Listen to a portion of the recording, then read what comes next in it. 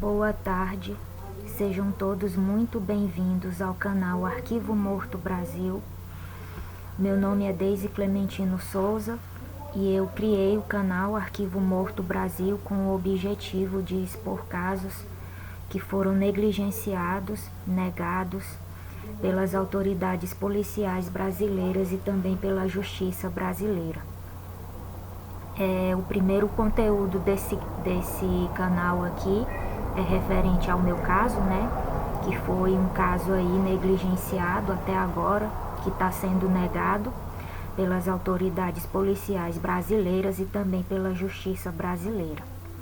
A minha denúncia é contra o reitor da Universidade Federal do Norte do Tocantins, Ayrton Siben, e contra suas duas sócias de crime, Andréa Martins Lameirão Mateus, Elisa Borges de Alcântara Alencar, e também seus braços direitos, Isaías Borges de Souza, Ulisses Saraiva da Silva, Tatiane Freitas, Edson Galo e Giovana, uma das últimas esposas de Ayrton Siben. Estou expondo essas pessoas e o meu caso na plataforma YouTube, através desse canal que eu criei, né, com esse objetivo, porque como eu já falei, né, o caso até agora não foi solucionado, nem pelas autoridades policiais que entraram em contato com ele, recebendo denúncias minhas, né, através do registro de BO, né, e muito menos pela justiça brasileira.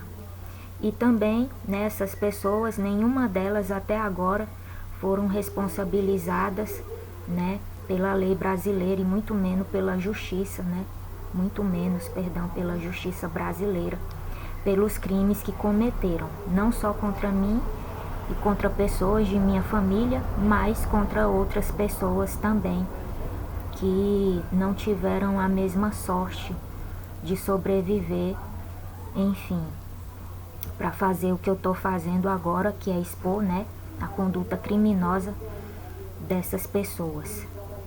Gostaria de fazer o apelo mais uma vez ao órgão internacional de direitos humanos que me tirem do Brasil, porque estou sofrendo graves ameaças da parte aí dessas pessoas, mas principalmente da parte do reitor, né, Ayrton Siben, e da principal, né, sócia dele aí, que é a Andréa, até muito mais do que Elisa, né. Estou sofrendo ameaças gravíssimas em relação a pessoas indefesas e vulneráveis da minha família. Essas pessoas enviaram alguns recados de modo indireto e não formal, né, e estão ameaçando, né, pessoas da minha família aí que não tem como se defender. Recebi algumas ameaças também da Polícia Federal de Araguaína, Tocantins, que, como eu já falei aqui em outros vídeos, tinha sido contratado um agente de lá, né, dessa unidade, por essas 3 pessoas aí para me assassinar. E aí essa unidade lá, essa equipe não quer ser exposta, né, por ter se vendido para essas pessoas, e creio eu que também, né, por ter entrado aí para o negócio aí dessas pessoas, e sofri ameaças, estou sofrendo ameaças também por parte dessa equipe, dessa unidade lá de Araguaína, Tocantins, que é a PF, Unidade de Araguaína, Tocantins. Bom, nesse vídeo de hoje eu vou falar sobre as práticas espirituais dos 3 principais acusados e, consequentemente, né, dos seus braços direitos e das pessoas que entraram aí para uma rede de crime organizado, né, que tinha como objetivo, né, usar aí um método tecnológico para causar a morte indireta e não convencional, né, aí de pessoas para depois roubá-las. Hoje eu vou falar aqui que práticas eram essas, né? Vou falar aqui das pessoas que ficavam a cargo, né, de realizar esses rituais, essas práticas, enfim, o que acontecia tanto dentro da Universidade Federal do Norte do Tocantins, campus de Araguaína, né?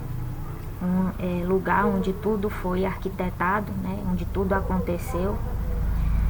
Desde o início da perseguição, que foi no ano de 2016, né? Que começou aí, eu já falei em outros vídeos aí, né? Sobre o início da perseguição, como que aconteceu tudo, né? Então, foi o local, né? Onde tudo aconteceu, né? Acontecia, e creio eu que até hoje continua ainda acontecendo algumas coisas. Bom,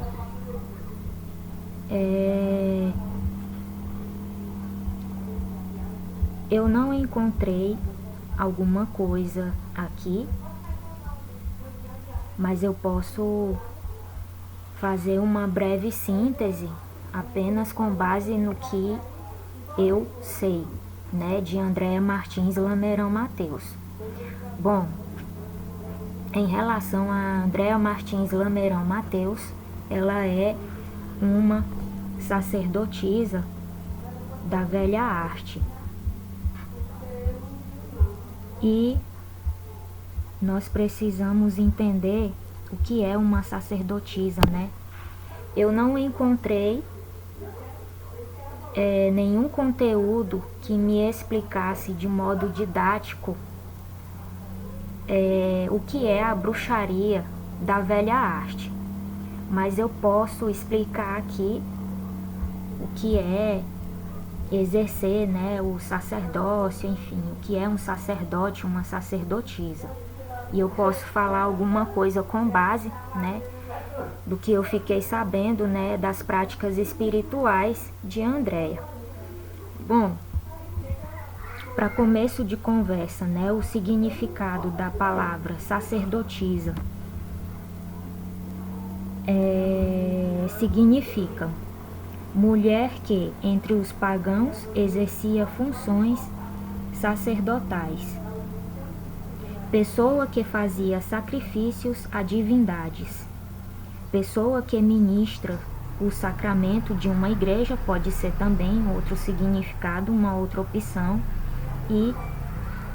ou também pode ser uma pessoa, né, que está no topo da hierarquia de uma igreja.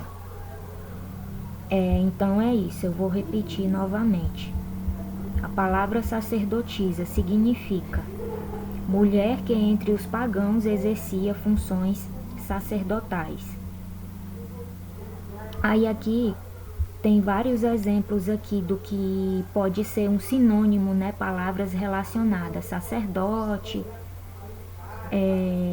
babalaô, né? Que eu acho que isso aqui é da Umbanda, não sei. Levita, né? Que era lá do povo hebreu, enfim. Grão sacerdote, né? Oblata, enfim. Várias outras palavras aqui relacionadas que dão um aparente significado, né, como sinônimo, né, da palavra sacerdotisa. E aí, como eu já falei, né, significa mulher que entre os pagãos exercia funções sacerdotais.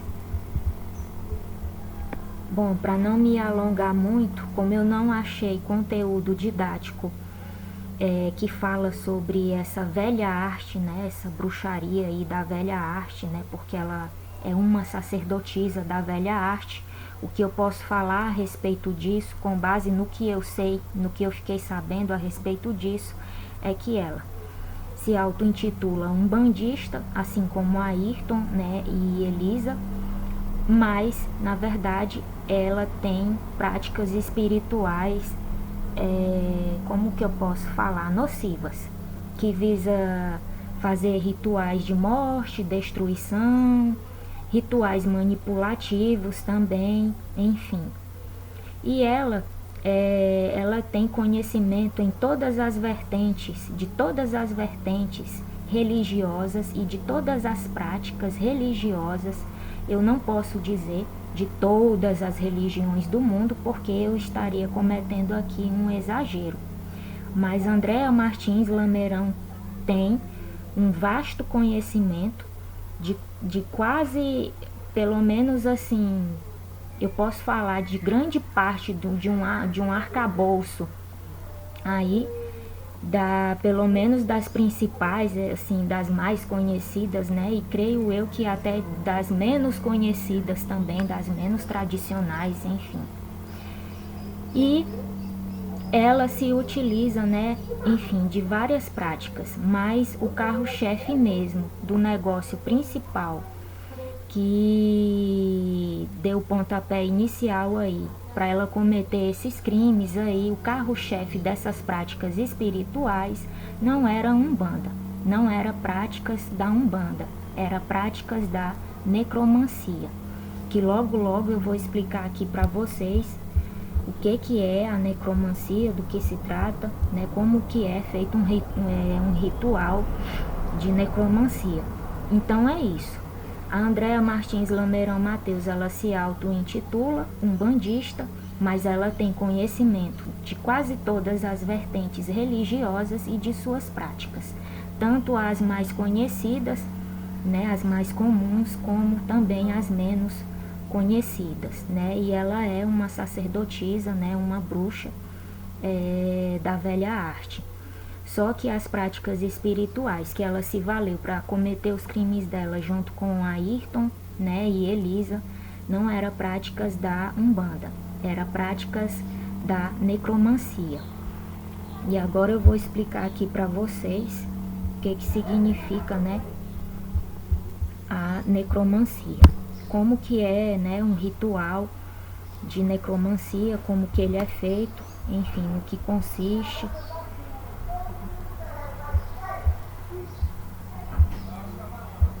Bom, segundo a revista aqui super interessante do site da Abril,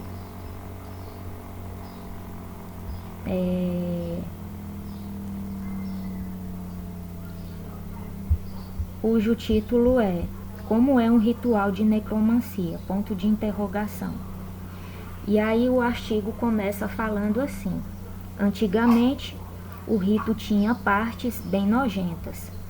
O autor desse artigo aqui se chama Tiago Cordeiro e a matéria foi atualizada em 22 de fevereiro de 2024 e foi publicada em 25 de novembro de 2016. Bom,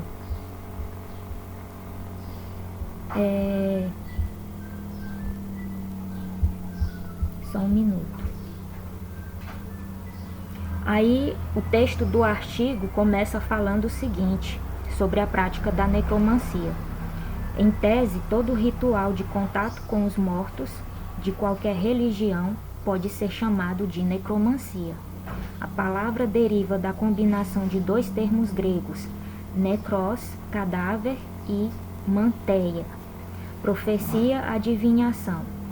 A cerimônia mais tradicional vem dos próprios gregos antigos. É mencionada na Odisseia de Homero. Na antiguidade, outras religiões pagãs da Europa adotaram a necromancia, mas elas acabaram sendo suplantadas pelo cristianismo. Mais recentemente, algumas linhas de seguidores do neopaganismo resgataram essa antiga prática.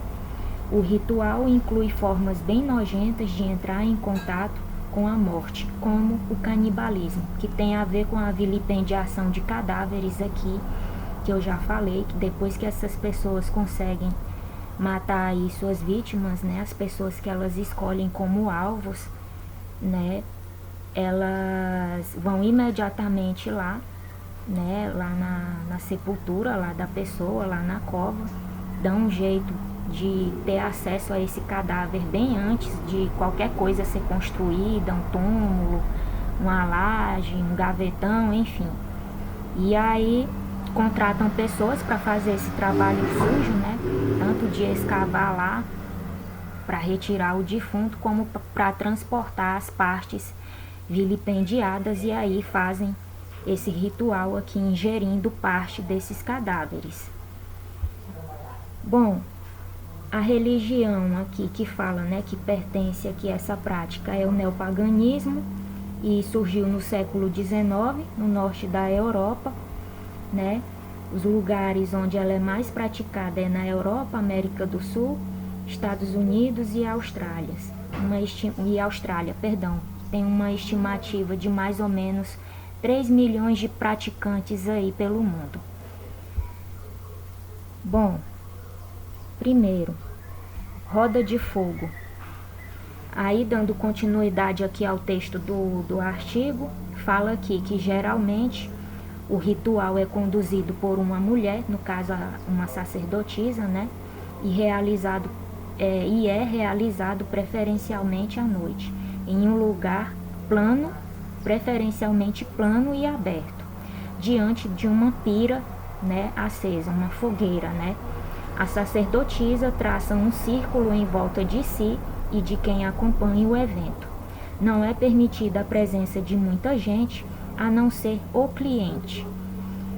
O cliente aqui no caso é a pessoa que contrata esse serviço, né, para contatar um morto, né, para que o espírito desse morto dê respostas sobre qualquer coisa aí que essa pessoa, enfim, que esse cliente, entre aspas, né, perguntar. E aí, através dessa sacerdotisa, né, que é a pessoa que vai dar a resposta aí, né, para esse cliente, responde aí todas as perguntas, né, já incorporada aí no espírito aí desse morto aí, né.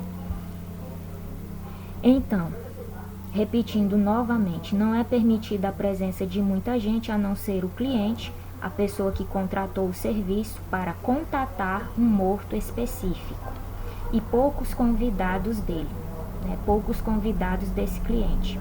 Segundo, oferendas.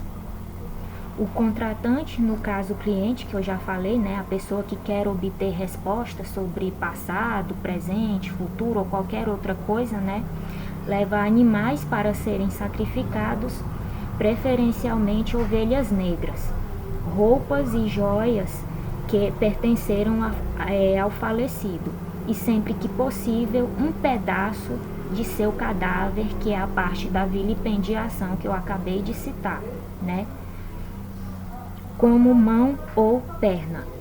É preferível que a pessoa tenha morrido há pouco tempo, assim ela ainda estaria próxima do plano dos vivos e mais fácil de ser localizada. Terceiro, cozido canibal. Aqui é a parte da vilipendiação propriamente dita e do ato do canibalismo sendo cometido, né, por essas pessoas que praticam, né, aí a necromancia. Dando continuidade ao texto, ele fala assim: para se aproximar do mundo dos mortos, a sacerdotisa veste as roupas e as joias do morto. Se houver um pedaço do corpo, ela deve cozinhar e fazer um guisado. Mas essa prática antiga,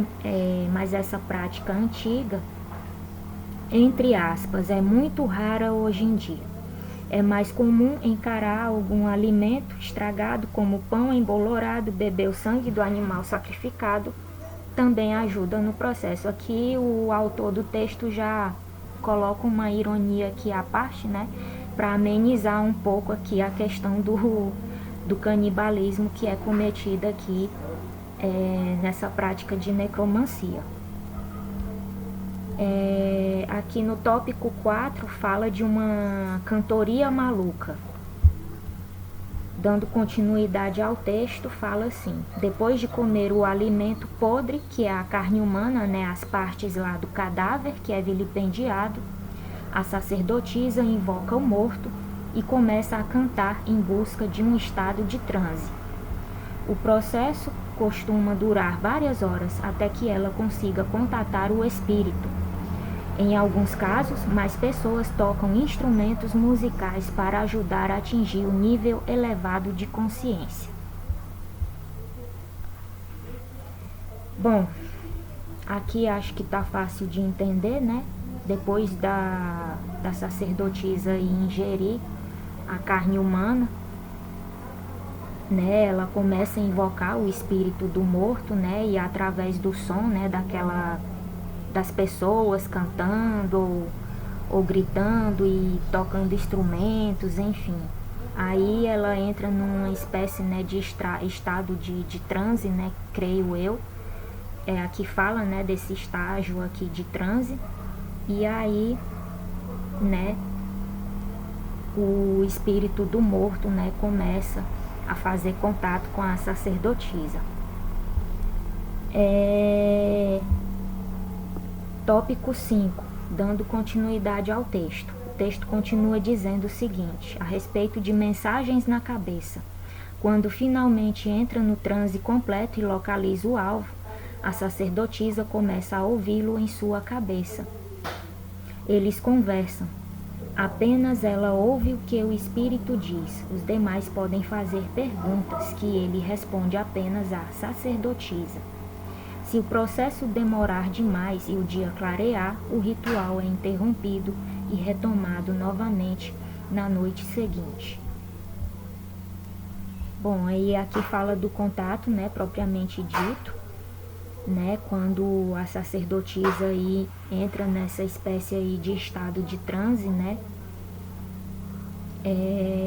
aí o espírito começa a se comunicar, né, com a sacerdotisa, né, e passar mensagens para ela, né, e aí as pessoas vão fazendo perguntas. No caso aqui que eu mencionei, né, eles chamam de cliente, a pessoa que contrata, né, que quer saber coisas aí desse espírito, e a sacerdotisa, por meio do espírito, vai respondendo para essa pessoa. E aqui o que não pode acontecer de jeito nenhum, né, é o ritual ser interrompido pela luz do sol. Se acontecer, né, de clarear o dia e antes do ritual ter terminado, tem que parar, né, para dar início em uma noite seguinte, porque ele é feito, né, preferencialmente, né, acho que, creio eu, que obrigatoriamente somente à noite. Em relação à conversa da sacerdotisa com esse espírito, né, do morto que incorpora nela. Em geral, né, a comunicação segue o princípio dos gregos, que não acreditavam que os espíritos sabiam de tudo. Então, em vez de grandes questões do tipo qual o sentido da vida ou Deus existe, pergunta-se coisas mais objetivas e relacionadas à pessoa invocada, como de que forma ela morreu, quem a matou, como estão as almas perto dela, enfim. Então, creio eu que a sacerdotisa orienta a pessoa lá que a contrata, né, para fazer, que nem o texto está falando aqui, esclarecendo para a gente, fazer perguntas objetivas, né? Ou seja, sobre a vida, né, da própria pessoa, ou da pessoa que morreu, do passado, futuro, enfim, ou do presente, ou qualquer outra coisa mais objetiva, né, que não seja questões tão, como que eu posso dizer, profundas e filosóficas, né, como essa daqui. Deus existe, né? Então, é isso. Bom, e aí o texto termina,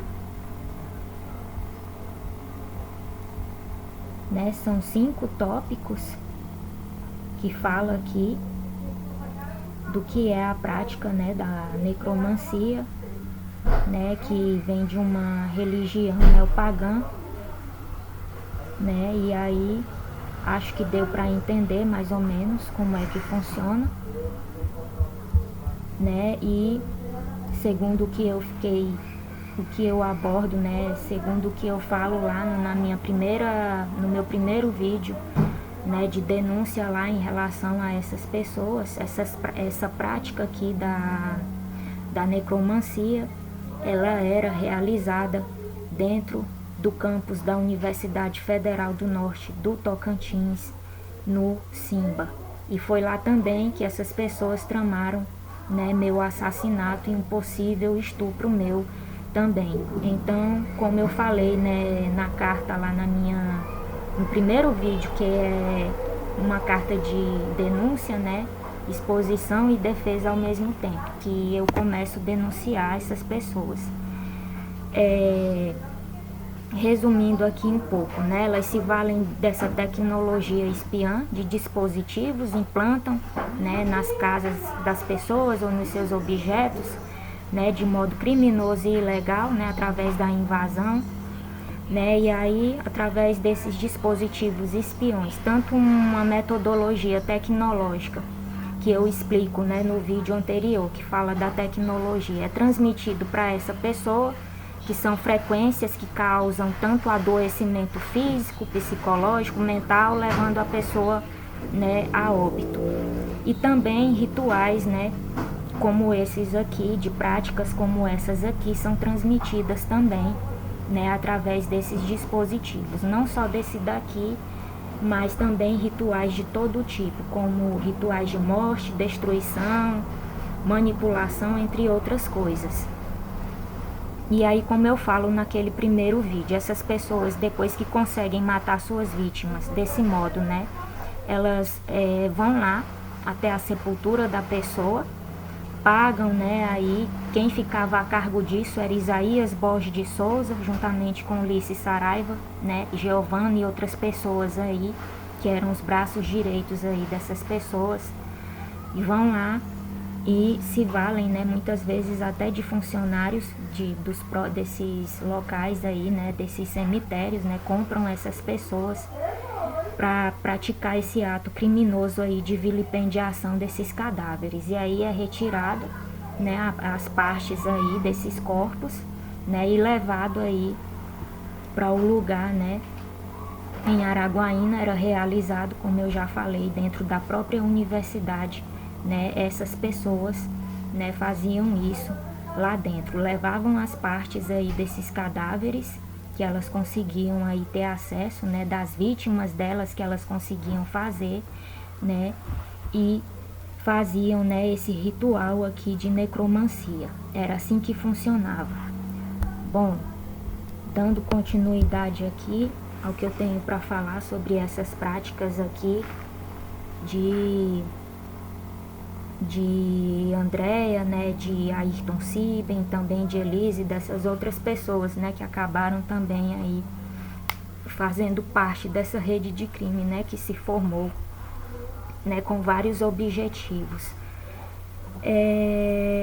Bom, a outra parte aqui que eu quero falar, né, como eu já falei, essas pessoas se auto-intitulam, né, umbandistas, mas as práticas que elas exercem, né, para cometer seus crimes não são práticas da religião Umbanda, né, são práticas aqui as mais variadas, em que a principal delas, né, que elas utilizaram para cometer os crimes delas dentro e fora da universidade, foi a prática da necromancia, né, que consiste aí inicialmente vilipendiando cadáveres, né, para retirar aí pedaços aí dos corpos, né, e levar para um local específico aí, ingerir essas partes, cometendo canibalismo, né, e preferencialmente esses cadáveres que eram vilipendiados eram as vítimas que essas pessoas conseguiam fazer de modo indireto e não convencional, como eu já falei, através dessa tecnologia aí, causando a morte dessas pessoas para depois roubá-las. Bom, falei aqui, né, que não são práticas da Umbanda, são práticas, né, necromânticas, da necromancia. E o que eu tenho para falar aqui a respeito do ocultismo também de Ayrton, né, que foi colocado também, né, dentro do negócio, que ele tem bastante conhecimento ocultista, né, eles se utilizam também de uma coisa chamada energia vril.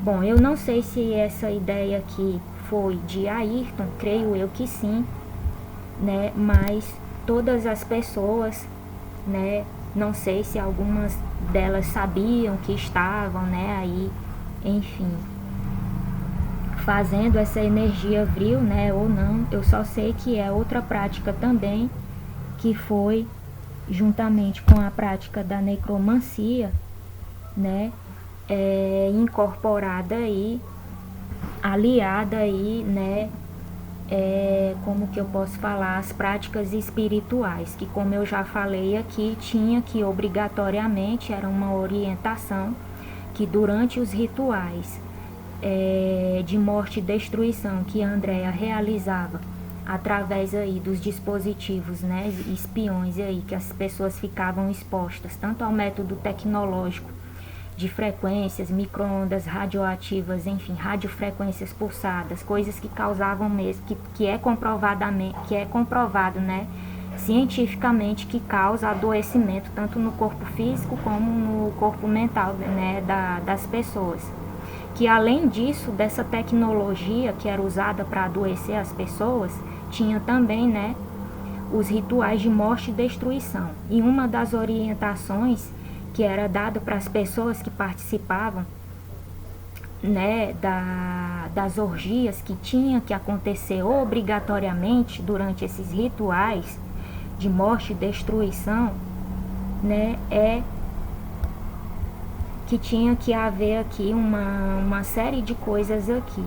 Uma delas, né, é a energia vril.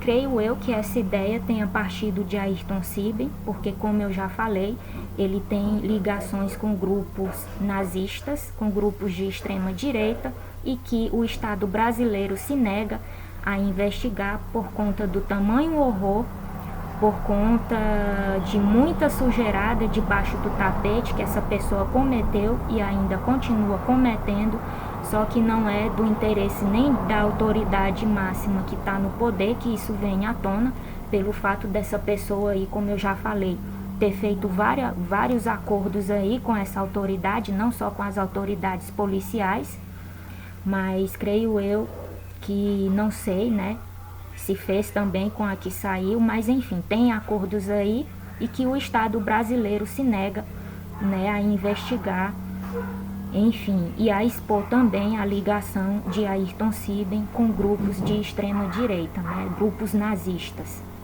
que, como eu já falei, os resultados que eles obtinham, né, que eram as mortes aí das pessoas e todo esse processo de adoecimento, enfim, até a pessoa chegar a óbito. Creio eu que os lucros também, né, de todo esse crime aí que ele cometia, eram entregues, né, parte aí dos resultados e dos lucros para esses grupos nazistas como resultados, entre aspas, positivos. Então, creio eu que essa ideia aqui de utilizar a energia vril, né, durante as orgias, que segundo eles tinha que obrigatoriamente acontecer durante os rituais de morte e destruição, creio eu que tenha partido do próprio Ayrton, né, que, como eu já falei, tem ligação com grupos nazistas. Então vamos entender aqui o que é o vril. O vril é uma prática, né, ocultista aqui, da época do nazismo, né, e eu vou aqui explicar de uma forma aqui didática o que significa, né, a energia vril.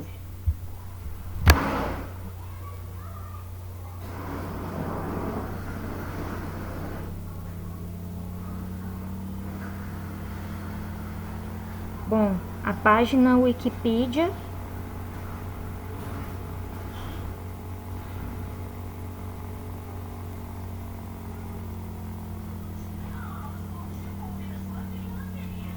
parece que apagou o conteúdo, não sei se alguém fez algum pedido aqui para apagar, não está mais disponível o que é a energia vril, mas eu vou tentar novamente, aguardem um minuto. Se eu não encontrar aqui, eu vou ter que procurar fora aqui do Wikipedia.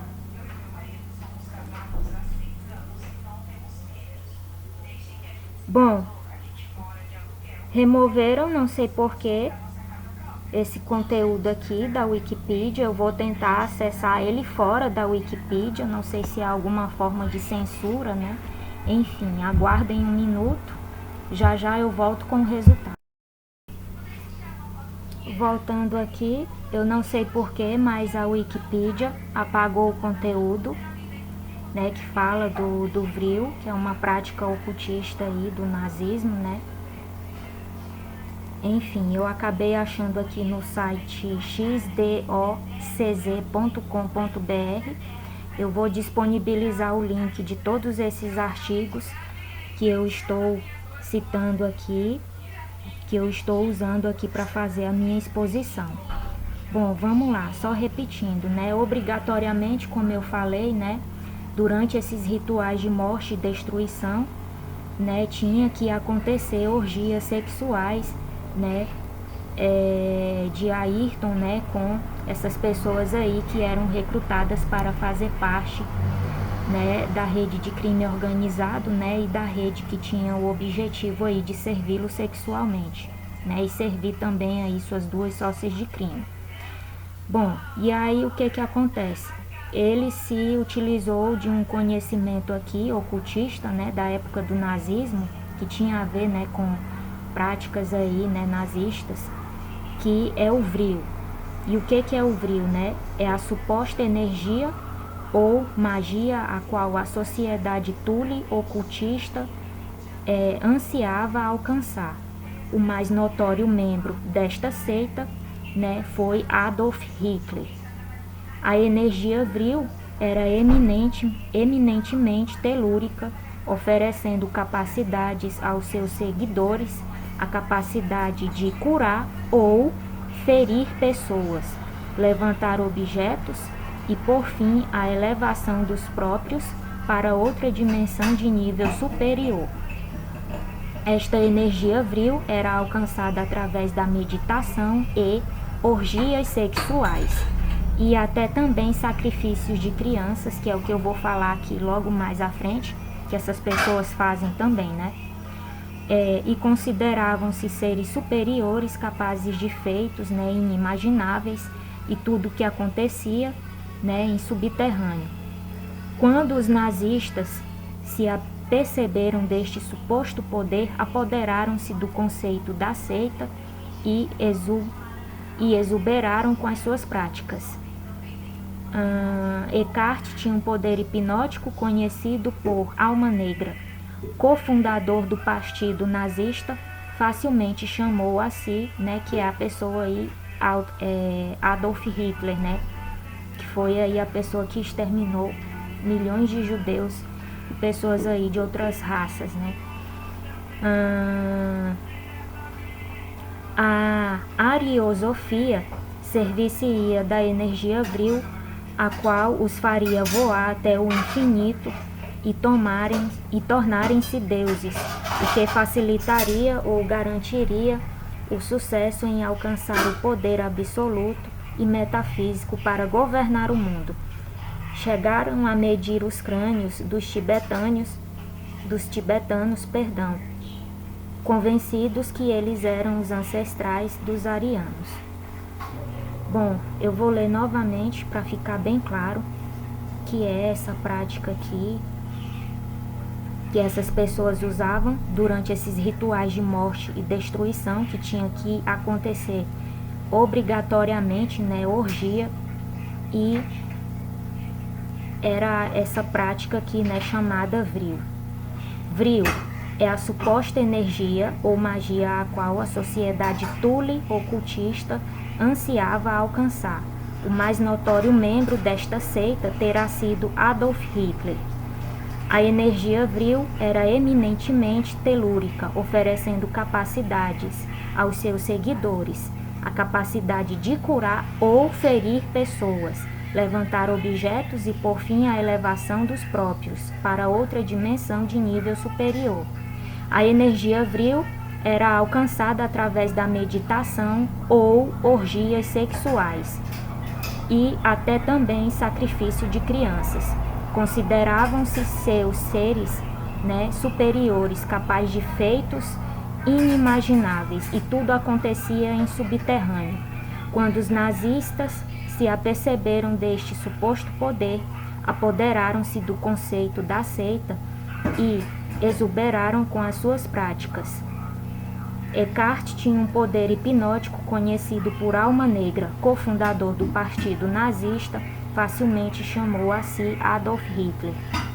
Todas as altas patentes do partido nazista eram membros da sociedade vril.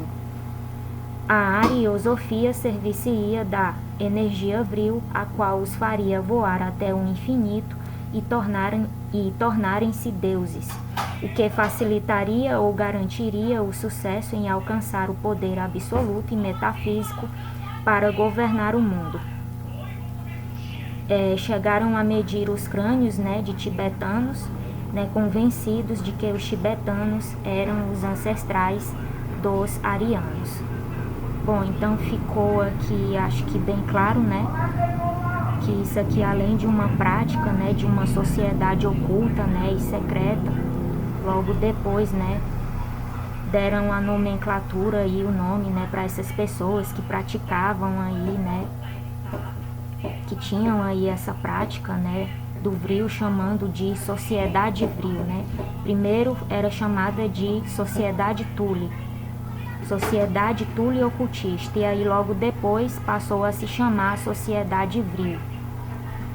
Bom, e aí o vril, né, consiste nisso. A pessoa pode ter, né, entre aspas, né, o poder de curar ou de ferir pessoas, entre outras coisas, né. E essa energia vril, como eu já falei, ela pode ser alcançada através, né, de orgias sexuais, que no caso dessas práticas espirituais aqui de Andrea, né, e de Ayrton Siben, né, obrigatoriamente durante os rituais de morte e destruição tinham que acontecer orgias, né, entre essas pessoas, né. Então é isso que eu tenho para falar. Tinha, né, essa prática aí da necromancia, né, que a pessoa, né, a sacerdotisa lá, né, pratica lá o ato, né, do canibalismo através da vilipendiação do cadáver, né, e também tinha essa prática aqui, né, de atingir essa energia vril através de orgias que aconteciam obrigatoriamente, né, durante esses rituais de morte e destruição que Andrea transmitia, né, juntamente com Ayrton através desses dispositivos espiões.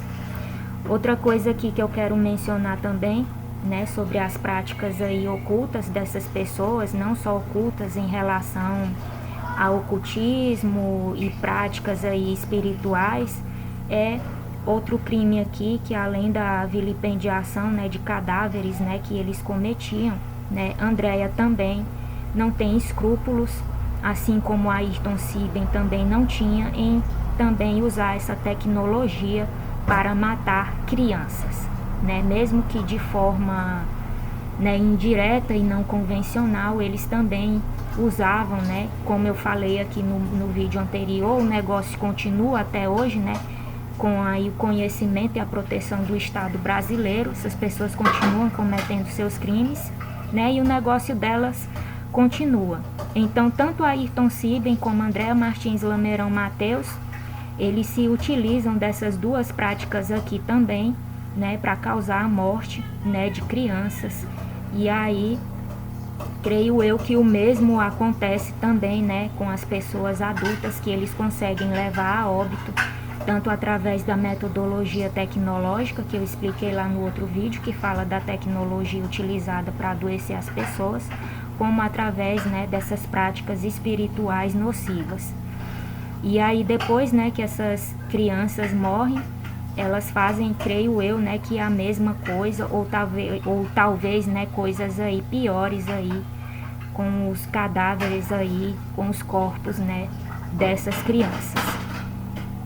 Outra coisa que eu gostaria de deixar bem claro aqui também, que estou sofrendo ameaças gravíssimas, não só por parte de Ayrton Siben, mas por parte de Andrea Martins Lameirão Mateus, né, e da última polícia aí, que teve participação aí direta aí na forja de provas, né, que usaram aí contra mim, tanto para falar que eu não tenho, que eu não sou uma pessoa capaz de responder nem pelo que eu falo, nem pelo que eu faço, né, além de terem me acusado de ter cometido crime cibernético no lugar de todas essas pessoas, né. As ameaças, como eu já falei, são simplesmente por conta das últimas descobertas que eu tive, né, que investigando sozinha, né, eu descobri que tanto Ayrton Siben como Andrea Martins Lameirão Mateus, eu já havia falado em outro vídeo, né, da pedofilia cibernética, né, que essas pessoas cometeram aí, não só contra mim, mas cometem aí contra outras pessoas aí, implantando dispositivos aí legalmente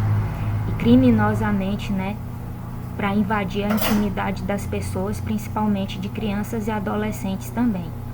Outra coisa, né, como eu já falei aqui, o motivo das ameaças é porque eu descobri, né, que as filhas adotivas de Ayrton Silva, né, foram iniciadas, ele as iniciou desde muito cedo, né, a ter relações sexuais com ele, depois que ele se juntou a Andréa Martins Lameirão Mateus e Elisa, ele colocava tanto as duas para ter relações sexuais com essas crianças, como outras mulheres que posteriormente, né, iam entrando para a rede, ele fazia a mesma proposta.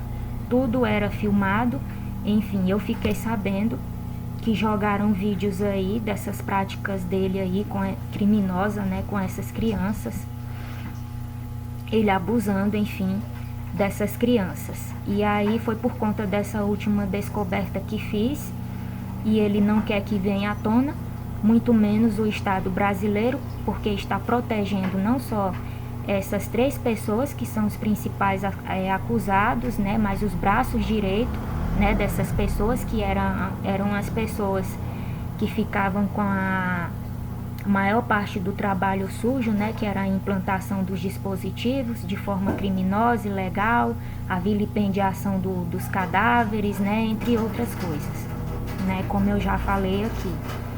E aí, nem Ayrton Siben, nem Andréa Martins Lameirão Mateus, nenhuma dessas pessoas que tiveram participação direta nesses crimes cometidos não só contra mim, mas contra as outras pessoas que vieram a óbito, né, não querem que isso aí venha à tona. Então é isso, eu fiquei sabendo, né, que essas 3 crianças aí já foram adotadas por ele de comum acordo e combinado com a mãe adotiva. O casamento é um casamento de fachada, é um casamento forjado. Ayrton, ele já se uniu a essa mulher, a essa pessoa já com esse objetivo, fez um acordo com ela, né, explicando para ela qual era o objetivo do casamento, que ele queria adotar 3 crianças, enfim, precisava passar uma imagem falsa, né, para as pessoas de que não é preconceituoso, de que não tem preconceito em relação à cor, à raça, enfim, mas a verdade é outra. É apenas uma imagem falsa, né, como eu já falei, uma desinformação que ele passa, né, para as pessoas, para ficar aí, passar despercebido aí em relação aos crimes que comete. Por isso, preferencialmente, todas as parceiras, pelo menos que ele venha a público com elas, né, preferencialmente são negras, porque ele esconde que é adepto da ideologia nazista, ele esconde que tem ligações com grupos nazistas, ele esconde que tem essas práticas, né, aqui do ocultismo aqui nazista, ele esconde de todo mundo que os resultados, entre aspas, positivos que ele obtém através do uso aí dessa tecnologia para matar as pessoas de um modo indireto e depois roubá-las, né, é entregue para esses grupos com quem ele tem contato, enfim. Então, há toda uma questão aí de, como que eu posso falar, de ocultação por parte do Estado brasileiro em relação às práticas criminosas, né, e também as práticas espirituais aí, né, dessas pessoas. Também agora, em relação à conduta familiar de Ayrton, né, estou sofrendo graves ameaças. Ele não está ameaçando a mim, ele está ameaçando pessoas da minha família, mais especificamente crianças e adolescentes, pessoas que não têm como se defender. Não só ele está fazendo essas ameaças, mas também Andréa Martins Lameirão Mateus, né? Por isso eu faço esse apelo aqui sempre, porque eu sei do risco que eu estou correndo aqui em relação à minha integridade física, não só eu, mas também toda a minha família. E é isso que eu tenho para falar, por conta dessa última descoberta, né, que eu fiz. que ele se casou, né, com uma das esposas lá e adotou 3 crianças lá, preferencialmente 3 meninas negras, né, já com esse objetivo de abusar, né, dessas crianças, né, e praticar aqui e ter com elas, né, enfim, executar aí por meio delas essa prática oculta aqui chamada de energia vril, né, que é conseguida através de orgia sexual. E aí descobri também que não só ele, né, colocava, ele próprio, né, tinha relações com essas crianças, mas também colocava Andréa Martins Lameirão Mateus e Elisa Borges de Alcântara Alencar para fazer tipo uma orgia juntamente com ele, essas 3 crianças. Ele também pegou uma das recrutadas que usa um nome falso, se utiliza de falsidade ideológica, que é uma garota de programa chamada Ednaele Araújo. Inclusive vou deixar o link da página dela aqui para vocês verem. Ela passou por uma longa transformação desde quando, né, entrou aí para a rede de crime organizado, recrutada aí por Andréa, né, e Ayrton e as demais pessoas, né. Ela fez várias plásticas, ficou irreconhecível, mudou a cor do cabelo, mas eu consegui acompanhar de modo investigativo essa transformação dela. Então, eu vou colocar as fotos dessa pessoa aqui também, para vocês terem acesso do antes e depois do processo de transformação que ela passou, né? Então, além dela ter sido colocada no negócio como laranja, essa pessoa chamada, cujo nome verdadeiro é Camila, né? Ela é natural do estado do Piauí, né? E foi uma das recrutadas, além dela ter recebido, né, para ficar no negócio como laranja e participar de todas as coisas lá junto com eles, ela teria recebido, né, R$1 milhão de Ayrton Siben, né, para fazer sexo juntamente com ele, né, e essas crianças aí tendo uma orgia aí sexual. Então, de pronto, ele fez a proposta para ela. Eu fiquei sabendo que não só para ela, mas para quase todas as mulheres que eram recrutadas, ele fazia a mesma proposta, mas preferencialmente, assim, as que ele considerava, né, aparentemente, né, de melhor aparência, enfim. E tinha toda uma questão aí do físico, do corpo, que entrava aí a questão, né, da aparência física também. E aí ele chegou a fazer essa mesma proposta para a namorada de Marlon Marques Pinheiro de Melo, que é o advogado, né, que ficava a cargo aí de servir Elisa Borges de Alcântara Alencar como amante dela e no negócio, né, como laranja. Teria feito essa proposta para Juliane Malísia, que é uma das pessoas também que entrou para o negócio como laranja, né, e chegou a participar aí de todas essas práticas espirituais aí, entre outras coisas, enfim, que eu já falei, só que ela não aceitou. Mas a proposta, né, creio eu que sempre era feita aí para as pessoas, né, que ele achava adequada, né, entre aspas, para cometer esse ato criminoso. Então é isso. Essa pessoa, cujo nome falso, né, que se utiliza de falsidade ideológica, chamada Ednaele Araújo, que é uma garota de programa, além de ter cometido crime cibernético de roubo e estelionato, aí, com dinheiro conseguido aí através, né, de práticas criminosas, né, ela também cometeu o crime de pedofilia juntamente com Ayrton Siben, Andréa Martins Lameirão Mateus, Elisa Borges de Alcântara Alencar, né, aí durante essas práticas aí espirituais em que obrigatoriamente tinha que acontecer orgias. E ele colocava essas 3 crianças que ele já adotou com esse objetivo, né, para participar aí dessas orgias junto com ele, com essas pessoas. Além do dinheiro que eu já falei, né, que essa pessoa aí, eu não vou chamar de mulher, eu vou chamar de pessoa.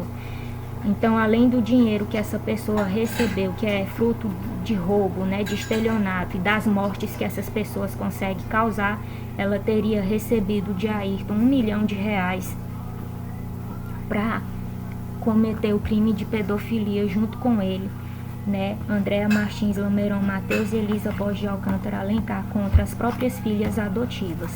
E, segundo o que eu fiquei sabendo também, todas essas práticas aí dele com essas crianças e com essas mulheres aí que ele colocava, até onde eu fiquei sabendo, não colocava homens, colocava somente mulheres, né, para ter relações aí junto com ele. Essas crianças, era tudo filmado por ele, porque segundo ele, né, ele é um voyeurista, né, ele sente prazer, né, nem não só praticar o ato lá na hora, mas também ele sente prazer em ficar assistindo depois, e tudo era filmado. E fiquei sabendo que tem alguns vídeos aí que jogaram, né, dessas práticas aí de pedofilia de Ayrton Siben, junto com as suas duas sócias de crime aí, cometendo, né, o crime de pedofilia contra essas crianças, né, que ele já adotou já com esse objetivo. Então é isso. Por conta das descobertas, dessas últimas descobertas que eu fiz por conta própria, investigando sozinha, coisa que polícia nenhuma, já falei, quis fazer, justiça nenhuma quis fazer, e muito menos o Estado brasileiro, eu estou correndo sério risco em relação à minha integridade física e à integridade física também de pessoas, né, da minha família. Já falei aqui que essas pessoas também não têm escrúpulos, elas matam crianças também, creio eu que se utilizando, né, do mesmo método, da mesma tecnologia, enfim, através também, né, dessas práticas espirituais. E aí acontece aí toda uma questão, como que eu posso falar, né, também da parte criminosa, da vilipendiação de cadáveres, em que esses pedaços são usados aí em sacrifícios, em rituais de sacrifício. Bom, é isso que eu tenho para falar nesse vídeo, sobre as práticas espirituais, né, e também que está atrelada também a práticas criminosas, né, dessas 3 pessoas aí. Bom, aguardem o meu próximo vídeo. Eu vou colocar o link aqui de tudo que eu falei aqui, de tudo que eu expliquei aqui, e fotos aqui da pessoa, aqui que a Ayrton Siben aqui pagou, né, R$1 milhão, fora o que ela já tinha ganhado, né, fruto aí dos roubos e dos crimes, né, que eles cometiam, né, ganhou aí para cometer esse crime aí contra essas crianças. Assim que as pessoas entrarem em contato aí com essas imagens aí, com as fotos aí dessa pessoa que eu tô falando, que eu vou deixar aqui embaixo, certamente já deve ter mudado o corte ou a cor do cabelo de novo, porque tá mudando constantemente e fazendo bastante plástica também para ficar irreconhecível.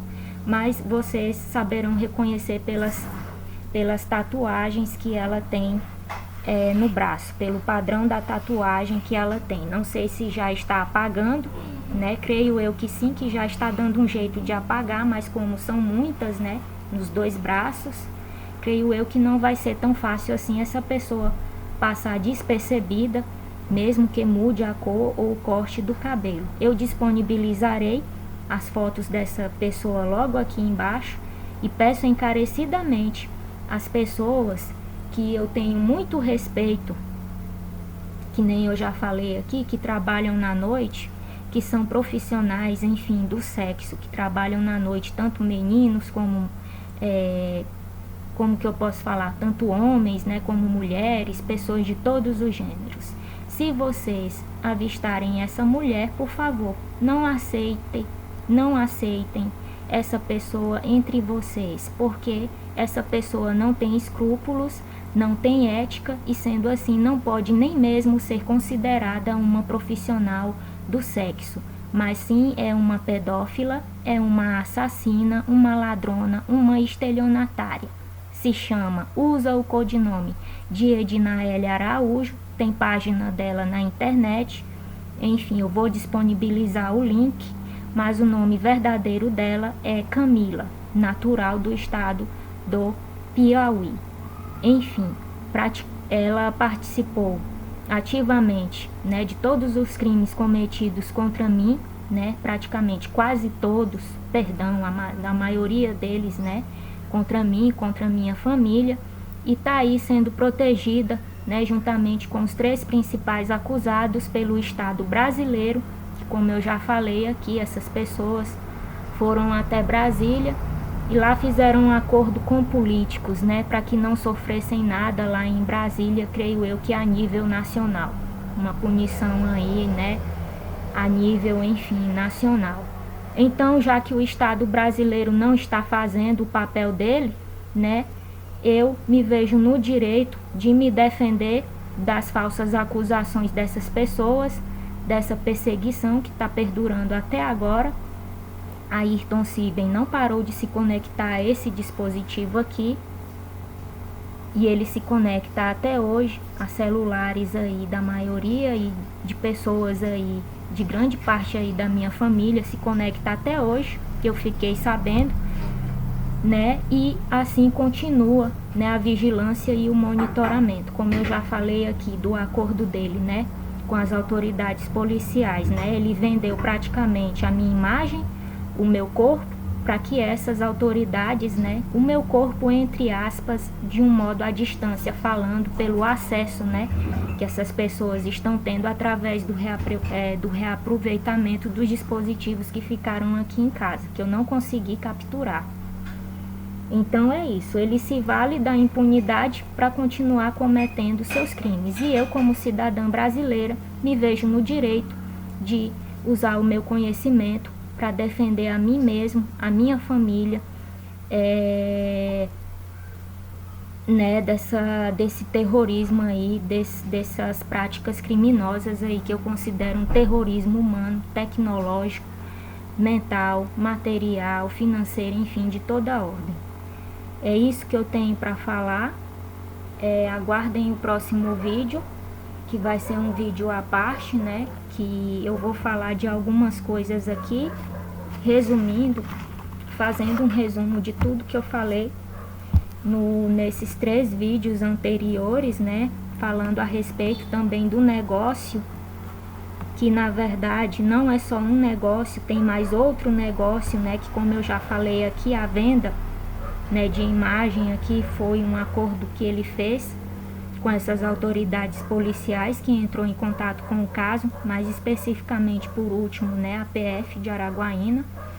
E eu vou explicar aqui, né, qual é esse segundo negócio lucrativo e rentável dessas 3 pessoas. Bom, muito obrigado pela atenção. Se eu não disponibilizar logo de cara os links aqui, as fotos, enfim, tudo que eu acessei aqui, tudo que eu consegui investigar, né, aguardem mais à frente que será disponibilizado. Em relação às provas técnicas, da parte técnica, tanto desse computador que eu estou utilizando, como desse celular que foi invadido, eu não vou disponibilizar, mas eu vou guardar para fazer a minha defesa, né? Se Deus permitir, eu tenho esperança de sair aqui do Brasil para fazer a minha defesa contra essas pessoas fora do Brasil, provando que elas realmente cometeram crime cibernético contra mim e provando a minha inocência, que não fui eu que cometi contra elas, né? Além também de provar a mim o meu perfeito estado, né, de saúde psicológica, mental e emocional. Tenham todos uma ótima tarde. Aguardem o próximo vídeo, que vai ser um resumo, né, de tudo que eu falei nos 3 vídeos anteriores. Muito obrigada pela atenção.